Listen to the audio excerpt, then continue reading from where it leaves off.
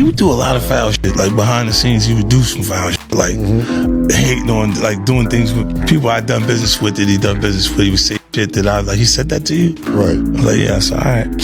You know what I'm saying? Like, you know, niggas don't know what they like till they see somebody with it. So they want the girls after you're done with them. Yeah, leftovers. Yeah. You take your leftovers. A lot of time on leftovers. The new baby oil. Should start looking gray if you ain't got nothing on it. You got the new baby oil, bro. This ain't baby oil. Nigga, you ran through 8,000 jars of them in prison. You know what I mean? He was Ashy Larry. Relax. I mean, I still got everybody looking. Everybody know ain't no party like a Diddy party, so. Yeah, that's what's up. That's why I'm going to the puffin parties. Nigga hug me for the front and the back at the same time. Tell them about it. And I'ma tell you right now, me and Dub C ain't never been to a Diddy party, motherfucker.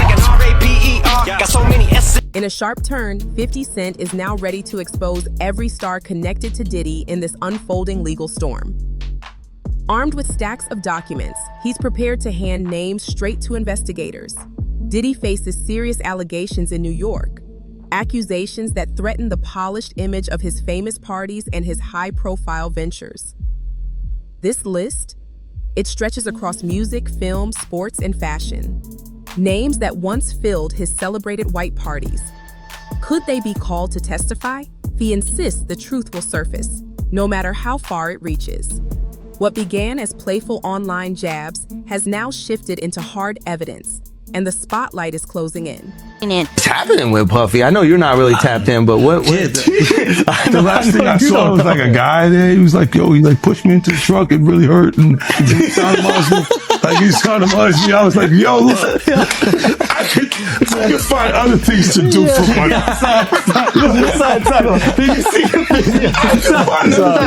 For money. Bro, I'm not sure I can say that for money. Like somebody pushed How much is this guy trying to get? I don't know. Like it's a simple suit situation, but it's like It's 20 mil, I can say it. You still have the blackest face out. You still have the biggest voice because he's like, but his voice wasn't even that different. And a little deeper. I was like, almost like, no, that's you, young buck. Yo, I almost felt like it was him. I almost knew who it was. You know what I mean? I was like, nah, that's Buck. You trying to do money right. Yo, you can't say that dudes are having sex with other dudes, bro. They might come for you. One person who was always anti-Diddy and was always speaking about Diddy as a problematic person was 50 Cent. And it turns out that it's just been announced that he's created a docu-series on Netflix. I can't wait to see this. The other end of that, every person who has tried to speak out about this, who has tried to speak out about the industry, the type of people that are controlling the industry, the attacks that people face from the media if they try to speak out, is always the same. They're called crazy. And an example of one such individual who went through those sorts of attacks is the actor Orlando Brown. He was on Disney, and I remember everyone telling us that he was totally insane and deranged when he was saying a lot of things that at the time sounded crazy, particularly about Diddy. Take a listen. The requirement is you gotta say no to Diddy. If it's new booty in the building, you know he's gonna get it. don't take your girlfriend to a Diddy party. You can take but he won't you. Diddy, to me, is the fall guy. You're still seeing a major effort to protect the big names, just like with Jeffrey Epstein. 50's jabs at Diddy, they're nothing new. He's thrown them on stage, all over social media, and now he's doubling down. People think I'm being extreme, he says, but I've been saying this for years. And with fresh headlines throwing Diddy under a harsh light, 50 shows no signs of letting up. That's never been my scene, he adds, making it clear he's always kept his distance. For him, this isn't drama. It's the truth, finally catching up. You're one of the first persons in entertainment to really call out people and kind of have that authority in that, to be able to call people out. I mean, which is pretty amazing. You're kind of, in some ways, draining the swamp of Hollywood. Yeah, I don't have a support system. I don't have a support system of a peer group of artists that I require to do what I'm doing. I've had to be on my own from the beginning. So I don't necessarily have a responsibility to behave a certain way, according to them. You know, and look, if I didn't have an award-winning director doing it, if I hadn't put the right people in place to produce it properly, I would understand why they would question or doubt anything that I'm doing. But you go into the 90s, and Keefy D said he paid him to kill Tupac. Yeah. Did he do it, right? Yeah. I know He did it. you've been heavy on social media talking about it. He did it. And I'm the only one who's been vocal about this long before it actually. Oh, you've been saying this for a long time now. And then no one was, they're just, why is he saying this? And now it's coming out like crazy. I mean, but I also didn't participate. I also didn't go to those parties. Yeah. So a lot of the celebrity culture that you don't hear saying anything is because they participated to a degree. But was there a reason you never went to those parties back in the day? Obviously, I know what was going on there, but is there a reason you never did? I'm just not with all that freaky shit. Like all of the stuff that he's doing, I'm not into that type of stuff. I'm just a little more, maybe you could say basic or normal. So it's not like he hate Diddy, but sometimes I do shit that we don't know about. Well, for him to make the documentary, I think he hates Diddy. Nah. Nah? That's business. That's just business? Business. You wouldn't be mad. Look, you gotta really dislike someone to do a documentary about him. If Jimmy Iovine did the documentary, would people say he's... Diddy didn't just host parties, he built a powerhouse empire. Bad Boy Records, Revolt TV, Ciroc Vodka, and De Leon Tequila, fashion, film, and more. His influence thrived on a star-studded inner circle, where a nod from Jay-Z or Beyonce meant instant status. Now, that same network could be under intense scrutiny. 50's legal push may uncover contracts, bank transfers, and digital trails, revealing how the money moved, who gained from it, and who stayed silent. I named it a bad boy because I wanted to go against the grain. Anytime you go against the grain, they consider you like kind of bad. Nothing negative, nothing like hardcore. Just, I didn't want to be regular. I didn't want to just make records. I didn't want to just make money. I wanted to make history. And that's all it's ever been about for me, making history. And making music that's timeless. Music that's gonna be around when I'm not here, when my kids ain't here. Music that is that good. And having artists and videos and things that, really affect a way of life in a positive way. Affect style, fashion, music. Bad boy. He once ruled Hollywood nightlife. His white parties were legendary. Champagne flowing, stars in designer gowns, Beyonce, Jay-Z, Ashton Kutcher, all in one glittering room. Those invites, priceless. But now, that same guest list could end up in a courtroom. Scent is determined to connect every name, tracing how fame powered Diddy's empire. Behind all that glamour, court filings may reveal who played a role and which star might flinch when the evidence drops. Michael Rubin's all-white party, the real all-white party was Diddy. Hey, everybody know ain't no party like a Diddy party, so. Yeah, that's what's up. He started in the late 90s and continued on for a very long time. Now I'm going to show you an announcement of him at the party, and he says at a certain hour the kids have to go home. But before I do that, take a look at all of these celebrities who attended these parties. I'm not saying the people who attended these parties are guilty of anything. I just want you to know how highly these parties were regarded. We are talking the highest names in every industry. What happens at these parties, I have no idea. You may have seen the clip of Keeping Up with the Kardashians where they talk about it a little bit, which is absolutely wild, but generally no phones were allowed, so good luck finding clips of the parties. But watch this clip. The legendary white party, it's the real white party. And to all the kids have like an hour left. So get extra comfortable, kids. So all the leaked footage of Diddy parties right now is going viral, and here's one clip. I mean, there's nothing wrong with this, right? Nothing crazy is happening. But why would they have anything crazy happening with cameras everywhere, right? Like, they're smarter than that. But there you guys go. More footage is going viral. Shabam. Give a shout out. Music icons like Mary J. Blige and Usher owe pieces of their early careers to Diddy, from producing Mary's first hits to giving Usher a place to stay back in '94. Now those bonds could be tested under new scrutiny. Mary's cryptic March post about burning bridges sparked speculation. Was it aimed at Diddy? Since his September arrest on serious charges, both have stayed quiet. Diddy maintains his innocence, but silence won't shield anyone in court. Ez is pressing for every handshake, photo, and behind-the-scenes favor to be examined, where moments of mentorship could suddenly become evidence.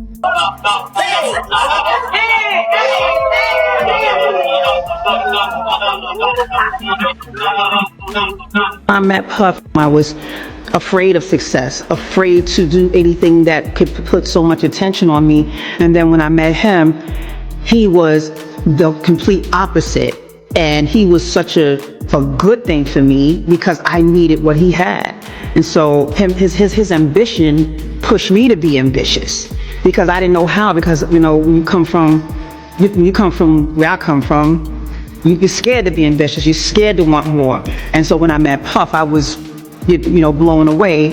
But it took some years to grow into that and accepting someone that just was so excited about being seen and about having, you know, the lights on them and wanted it for you more than you wanted it for yourself.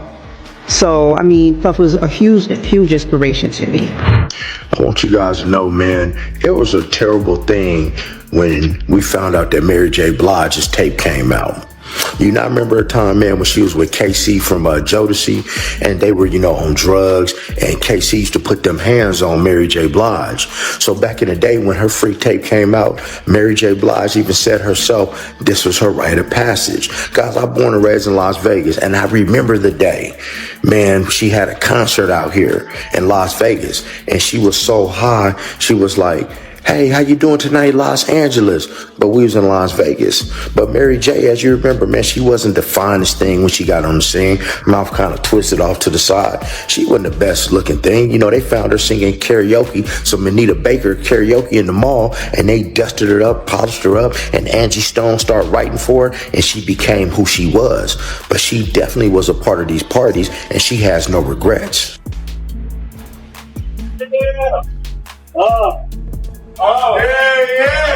The gate, y'all remember the second album, but Usher does have a first album that's a classic that you know I executive produced. But most importantly, that's how he became my brother. And to see the way you grow, you have grown, and to see you get better with your craft, and to see the man that you turned into and the consciousness that you have. I know you've been speaking to Harry Belafonte because you hooked me up with speaking to Harry Belafonte. So your consciousness, you know what I'm saying, has really been a shining example. And the way you just spoken and articulated yourself, imagine me having guardianship for you at 13, and then now you speaking the way that you speaking, you know what I'm saying? It's like, you know, I'm so proud of you. Oh, don't hit me no more. Kick in the door, waving the 4-4. All you heard was Papa, don't hit me no more. Let's go. Kick in the door, waving the 4-4. Hey, hey, hey. Then there's the A-list circle. Jay-Z, Beyonce, Kanye, Mariah, Drake, all present at Diddy's star-packed 50th birthday in 2019, with Jay even posing beside him for Vanity Fair. Now, Jay faces a civil suit over an alleged 2000 incident, which he calls nothing more than an extortion attempt. His lawyer has dismissed it as baseless, and Jay has vowed to fight back. But if 50 pushes for testimony, will that stance hold? Could Beyonce or Drake be called to speak? These music giants might soon find themselves at the center of a case bigger than anyone imagined. It's P. Sean Daddy Brother Puff Love Diddy Combs, or whatever the hell his name is now. We stopped trying to keep track. Celebrating his big 5-0 with some Elaine from Seinfeld moves at a gigantic party at his house, and everybody was there. The biggest names that were there, Kim and Kanye, Jay-Z and Beyonce. Is that the order that you want to do that in? Seriously, you forgot Dougie Fresh, who was also there. He should come first. The biggest part of the whole night was the fact that Jay-Z and Kanye actually shook hands. They squashed their beef, or at least for that night. Diddy's smiling like, look, I made this happen. Oh yeah, it was all you, Diddy. Maybe a little help from all the CBD products and Ciroc alcohol that was floating around, but otherwise, all you. Who else was there? Who wasn't? Well, maybe not Steve Harvey, because Diddy was banging his daughter. But how about Cardi B and Offset, Kevin Hart, Kobe Bryant, and Post Malone?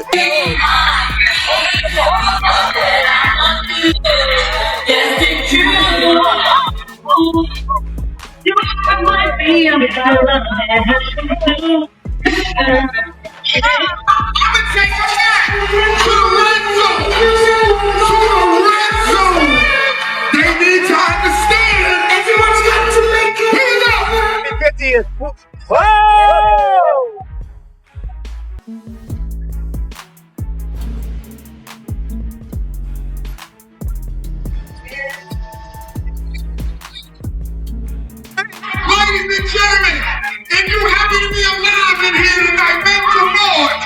If you're happy to be alive, yo, let me clear my throat. Montana, yes sir. All right, check. Let's go. Legendary rapper Jay-Z is denying an allegation that he and Sean Diddy Combs raped a 13-year-old girl. Yeah, an anonymous accuser identified only as Jane Doe made the accusation in a civil lawsuit on Sunday. It alleges that the assault happened after she was driven to an MTV Video Music Awards after party back in 2000. In a statement to NBC News, Jay-Z, whose real name is Sean Carter, called the accusation idiotic, adding, quote, "These allegations are so heinous in nature that I implore you to file a criminal complaint, not a civil one. Whomever should commit such a crime against a minor should be locked away. Would you not agree?" Attorneys representing Combs also dismissed the lawsuit, calling it a shameless publicity stunt. Combs is currently behind bars at Brooklyn's Metropolitan Detention Center after federal prosecutors charged him in September with racketeering and... It wasn't just musicians. Diddy's circle overflowed with socialites and supermodels. Paris Hilton danced her way through his white parties. Nicole Richie and a young Kim Kardashian posed for photos in St. Tropez. Naomi Campbell hit the Met Gala, then kept the celebrations going with Diddy behind the scenes. Even Russell Brand once joked about being nudged into a trip he didn't want to take, saying, "If Diddy asks, it's hard to say no." Now imagine those moments dissected in court. What will Paris reveal? Will Kim admit to anything unseen? Their words could shake even the most devoted fans. You've been to some crazy parties, I'm sure. What's the strangest interaction you've had at a party that was like, what's happening right now? I remember I was lit and I just started dancing with Paris Hilton. I was like, this is kind of crazy. That is kind of nuts. What song was playing? I don't even know. It was one of those nights. Yeah, okay, all right.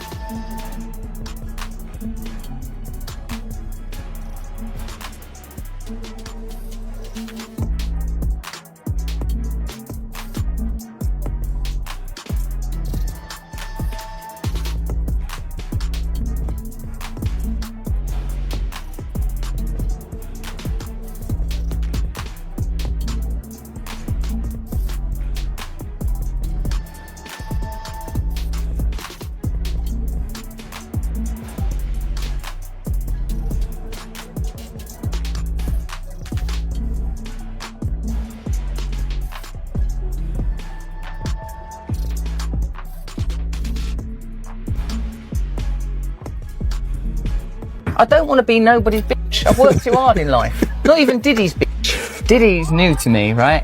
He looked after me. He took me on an enforced holiday to Vegas. He's a very intense man because I think he come from nothing and now he's very, very powerful. People that do stuff like that, they're intense. Actors played their part too.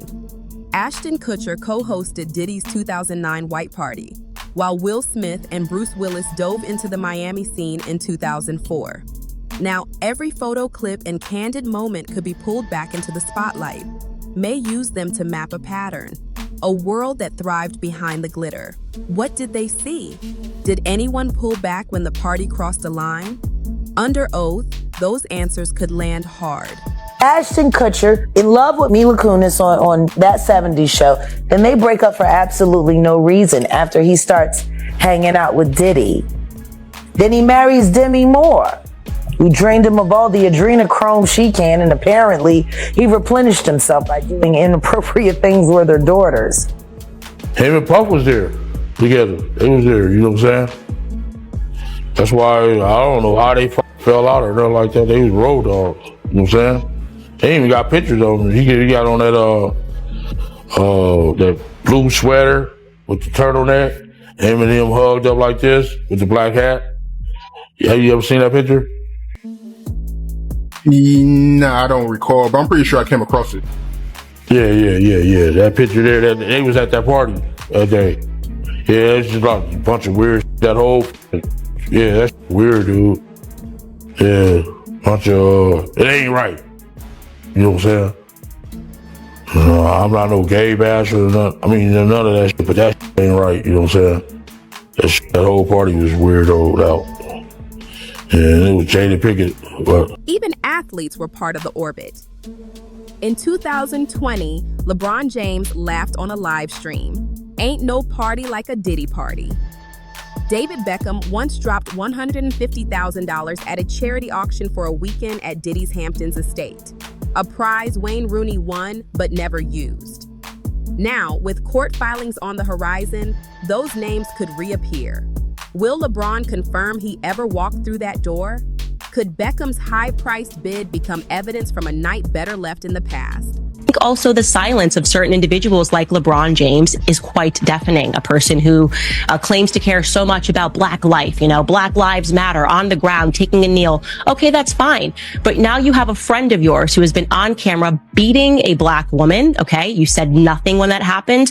You also know that you have various Black people speaking out about how they were abused by him, and you have said nothing. So I don't like the hypocrisy behind that. It might be a good time to use your platform. I'm calling out the hypocrisy and the double standard of that. If LeBron James had kept his mouth shut on every other issue and said nothing, I wouldn't be like, hey, why is LeBron James being quiet on this issue? I'd say he doesn't typically weigh in on anything. So would it make sense to put pressure on him to do it? The exact opposite. I'm saying keep the exact same energy that you have had on every other Black issue when it comes to your door and it pertains to a friend of yours that you were partying with. I think that's pretty sensible. Watch this. Watch this at a charity event. Look what he does with David Beckham. He offers $150,000 for this event, and you have to see what he says at the end. Go ahead, Rob. Okay.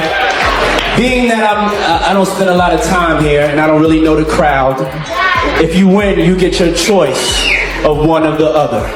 Choice A is a weekend at my house in the Hamptons, fully staffed on the water, East Hampton, New York.